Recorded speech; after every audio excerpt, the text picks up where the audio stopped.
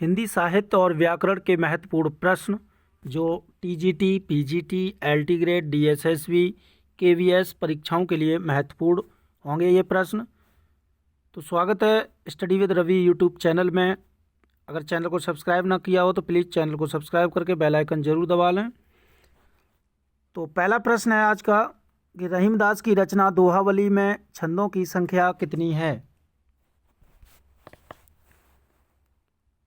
तो इसका सही आंसर है दोहावली में 300 छंद हैं। प्रश्न नंबर 2 है मनोहर किस रचना का नायक है। चंदायन का, सत्यवती कथा का, मृगावती का या मधुमालती का। तो इसका सही आंसर है मनोहर जो है वो मधुमालती का नायक है। प्रश्न नंबर 3 शोभा किस रचना की नायिका है। रूपमंजरी की, रतन सेन की, माधवानल कामकंदला की या इनमें से कोई नहीं। तो शोभा जो है वो रत्न सेन रचना की नायिका है।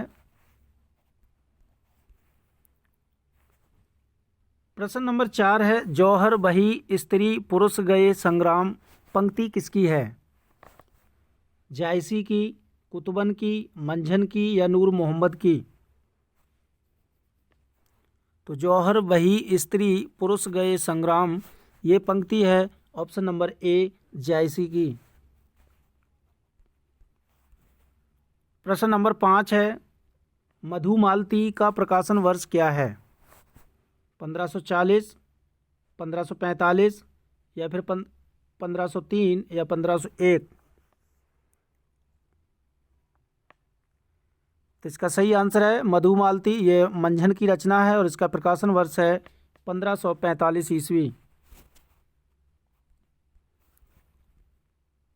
प्रश्न नंबर 6 है सत्यवती कथा में प्रयुक्त छंद है।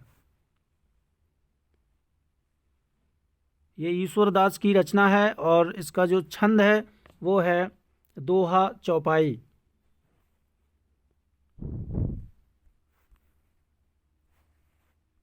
प्रश्न नंबर 7 आध्यात्मिक विवाह का वर्णन जायसी की किस रचना में है। कन्हावत में, कहरनामा में, चित्रलेखा में या फिर अखरावट में। तो इसका सही आंसर है आध्यात्मिक विवाह का वर्णन है ऑप्शन नंबर बी कहरनामा में। प्रश्न नंबर 7 भक्ति रसामृत सिंधु के रचयिता कौन हैं। रामानंद, रामानुजाचार्य, विट्ठलनाथ या रूप गोस्वामी।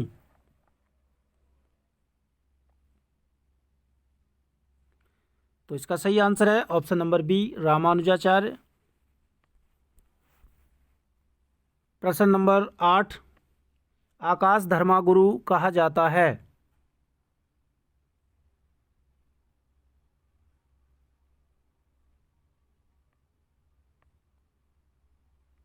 तो ये कहा जाता है रामानंद को और ये हजारी प्रसाद द्विवेदी ने कहा है आकाश धर्मागुरु। प्रश्न नंबर 9 विनय पत्रिका में काशी के लिए किस का रूप कृष्ण का रूप विनय पत्रिका में काशी के लिए किस का रूप वर्णित है। कामधेनु का, वृक्ष का, सूर्य का या चंद्र का।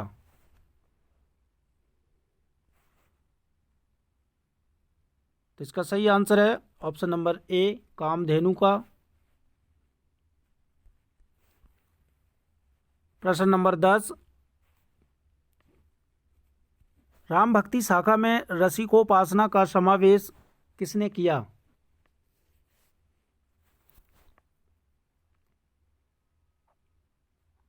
तो ये किया है अग्रदास ने।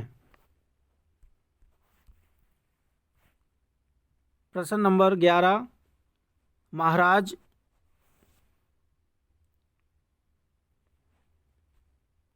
जसवंत सिंह के द्वारा रचित लक्षण ग्रंथ का नाम है। तो ये है भाषाभूषण।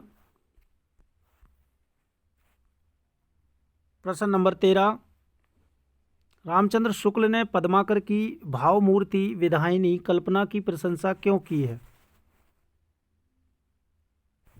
भाषा की ललित पदावली के कारण, या लाक्षणिक शब्दों की छटा के कारण, या सुंदर कोमल भाव तरंग के कारण, या फिर इन्हीं तीनों गुणों से युक्त शैली के कारण। तो इसका सही आंसर है इन्हीं तीनों गुणों से युक्त शैली के कारण। प्रश्न नंबर 14, श्रृंगार लतिका के रचयिता कौन हैं?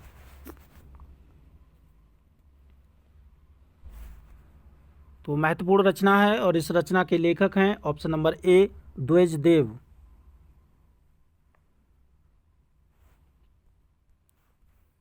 प्रश्न नंबर 15, रामचंद्रिका का रचना समय है।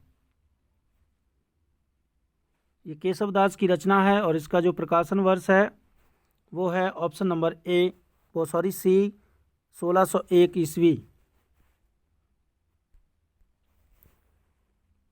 प्रश्न नंबर 16, महाराज जसवंत सिंह ने भाषाभूषण की रचना किस ग्रंथ के आधार पर की?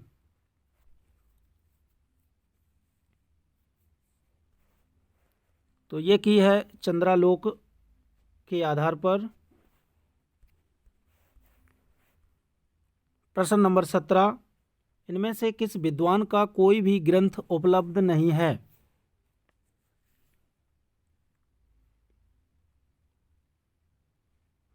तो इनमें से जो भट्टनायक हैं इनका कोई ग्रंथ उपलब्ध नहीं है।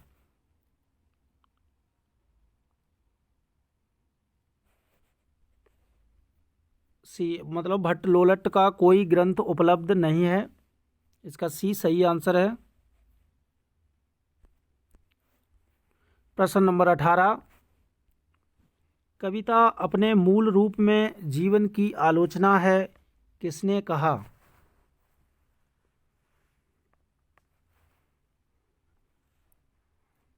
कविता अपने मूल रूप में जीवन की आलोचना है, ये कहा है option number D Matthew Arnold ने। प्रश्न नंबर 19, इनमें से किनके अनुसार 73 अलंकार हैं?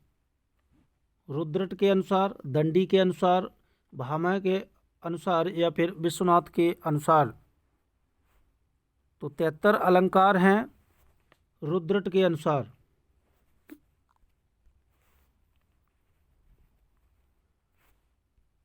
प्रश्न नंबर 20, श्रृंगार रस की दृष्टि से कृष्ण किस प्रकार के नायक हैं? अनुकूल, दक्षिण, शठ, या धृष्ट? तो श्रृंगार रस की दृष्टि से कृष्ण जो नायक हैं वो हैं दक्षिण प्रकार के नायक हैं।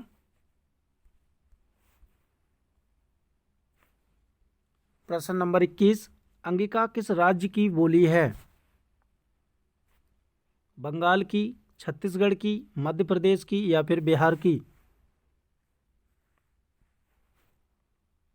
तो अंगिका जो है वो बिहार की बोली है। प्रश्न नंबर 22, निम्न में से कौन सा शब्द हंस का पर्यायवाची है? तो हंस का पर्यायवाची है मराल। Option number C is right answer. प्रश्न नंबर 23, प्रस्तुत का विलोम होगा? तो प्रस्तुत का विलोम होता है अप्रस्तुत।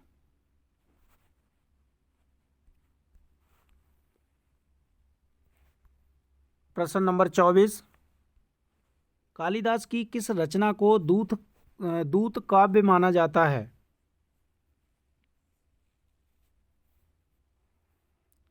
तो दूत काव्य माना जाता है मेघदूतम रचना को।